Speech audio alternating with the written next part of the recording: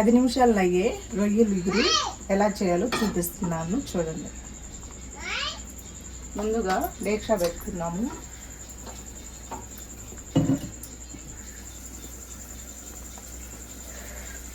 గిన్నె వేడైనాక ఆయిల్ వేసుకున్నాము.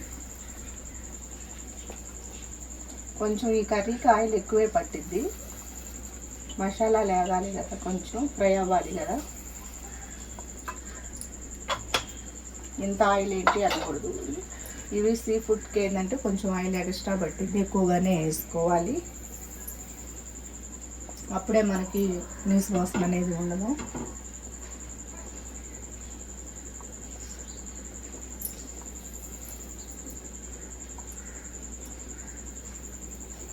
ఆయిల్ వేడెక్కుతుంది. నేను ఒక పెద్ద సైజు ఉల్లిపాయ, ఒక 2 టమాటాలు, పచ్చిమిర్చి పేస్ట్ చేసుకున్నాను. ఇది జార్లో ఉంది. ఈ పేస్ట్ని అంతా మనం ఆయిల్లో వేస్తున్నాం. ఇప్పుడు ఈ వేడైన ఆయిల్లో ఈ పేస్ట్ మొత్తం వేయాలి.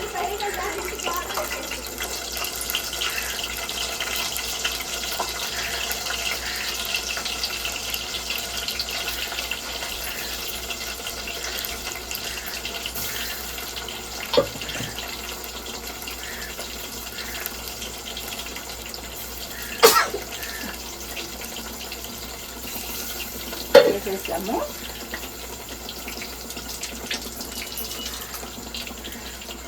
దాన్ని మనము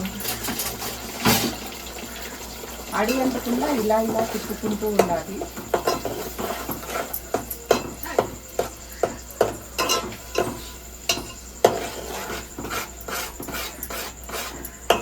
ఇలా తిప్పుతూనే ఉండాలి అడుగంటకుండా. కొంచెం ఇది ఫ్రై అవ్వాలి. ఫ్రై అయితేనే బాగుంటుంది. ఈ పచ్చి వాసన అంతా పోయిందాక ఫ్రై అవ్వాలి. చాలా సింపుల్గా అయిపోయింది కర్రీ. 15 నిమిషాలు 10 నిమిషాల్లో అయిపోతుంది. ఎవరైనా కానీ చిన్నపిల్లలైనా కానీ సింపుల్గా చేసుకోవచ్చు. చూసారా ఎలా నూనె పైకి వస్తుందో. ఇది ఉడుకుతా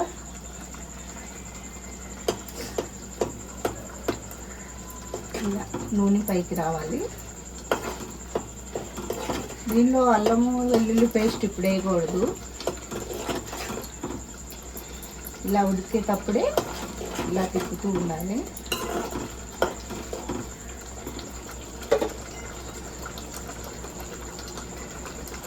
దీనిలోనే కరివేపాకు వేసుకున్నాము.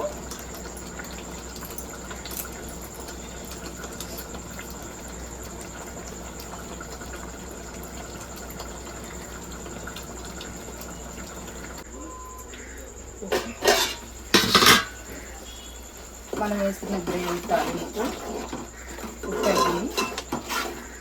ఇప్పుడు దీనిలో 1/2 కేజీ రొయ్యలు తీసుకున్నాను నేను. పచ్చి రొయ్యలు శుభ్రంగా క్లీన్ చేసుకొని ఇలా వాటర్లో పెట్టేస్తాను. ఇవి దీనిలో వేసేస్తున్నాను. ఇప్పుడు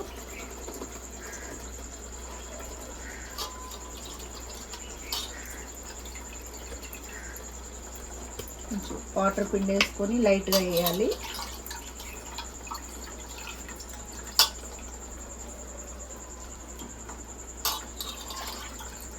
½ కేజీ రొయ్యలు అయితే మనం ఇలా చేసుకోవచ్చు. కేజీ అలా అయితే కొంచెం పెద్ద గిన్నెలో చేసుకోవాలి. ఫ్రైలో పెట్టేసేస్తాను గ్యాస్.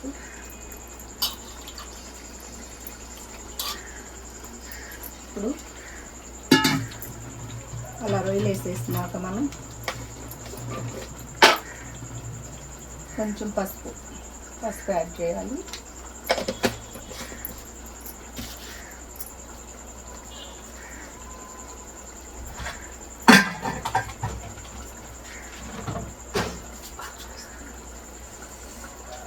కొంచెం గళ్ళుప్పు యాడ్ చేయాలి.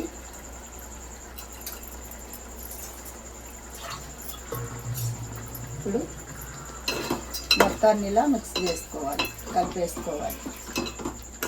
కలిపేసినాక ఒక 5 నిమిషాలు ఇలాగే మగ్గనివ్వాలి. దీనిలో మసాలాలు, గరం మసాలాలు ఇవన్నీ ఇప్పుడు వేయకూడదు. కొంచెం 5 నిమిషాలు మగ్గేసేయాలి. దీన్ని ఇలాగే మూత పెట్టి వదిలేసేద్దాం 5 నిమిషాలు.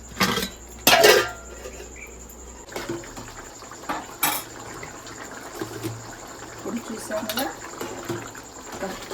3 నిమిషాలు అయింది కర్రీ మనం ఇలా చేసి. చూసారా వాటర్ ఎలా వచ్చేస్తున్నాయో. రొయ్యి గట్టి పడింది. రొయ్యి చూడండి పచ్చడి ఇది పోయి గట్టిగా వచ్చేస్తుంది రొయ్యి అంతా. ఇప్పుడు మనం మసాలా, అల్లం వెల్లుల్లి కొబ్బరి పేస్ట్ అన్నమాట ఇది. నేనైతే ఒక 2 స్పూన్లు వేసుకుంటున్నాను, చిన్న స్పూన్ తోటి వేసినాక దీన్ని బాగా ఇలా తిప్పాలి, కలిపేసేయాలి మొత్తం. ఇప్పుడు ఇంకొక 2 నిమిషాలు ఈ మసాలా వేసాం కదా, 2 నిమిషాలు కుక్ చేయాలి. ఇలాగే 2 నిమిషాలు అంటే 2 నిమిషాలు కుక్ చేయాలి. మూత పెట్టేస్తున్నాం. 2 నిమిషాలు అయిపోయింది. మసాలాలు వేసినాక మళ్ళీ 2 నిమిషాల తర్వాత ఇది క్లియర్గా చెప్తున్నాను. ఈ ప్రాసెస్లో వండుకుంటే ఈ కర్రీ చాలా బాగుంటుంది. అయిపోయినాక 2 మసాలా వేసినాక కారము, కాజు, ధనియాల పౌడర్, గరం మసాలా పౌడర్ ఈ మొత్తం ఒకసారి వేసేస్తున్నాను. 2 చెంచాల కారము, 1 చెంచా ధనియాల పౌడర్, 1 చెంచా గరం మసాలా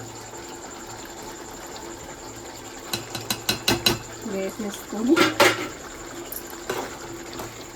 మళ్ళీ ఇలా మొత్తాన్ని ఒకసారి కలుపుకోవాలి.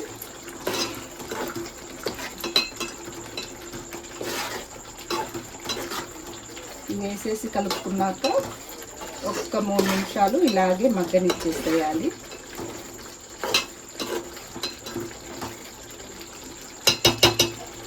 చూసారా అలా ఉందో కర్రీ.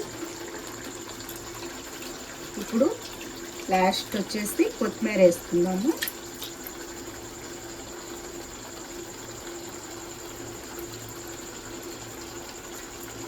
ఇలా కొత్తిమీర వేసేసుకొని మళ్ళీ ఒకసారి కలిపేసుకున్నాము.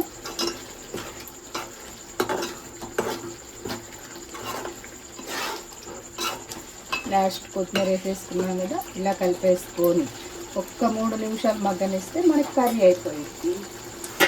రొయ్యల ఇగురు రెడీ.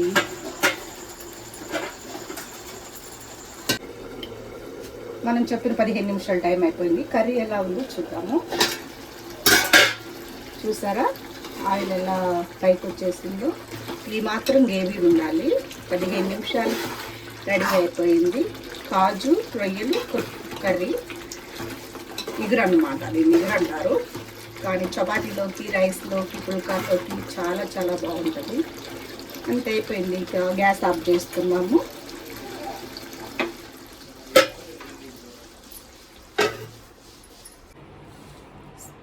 చూసారా ఎలా ఉందో రొయ్యల ఇగురు.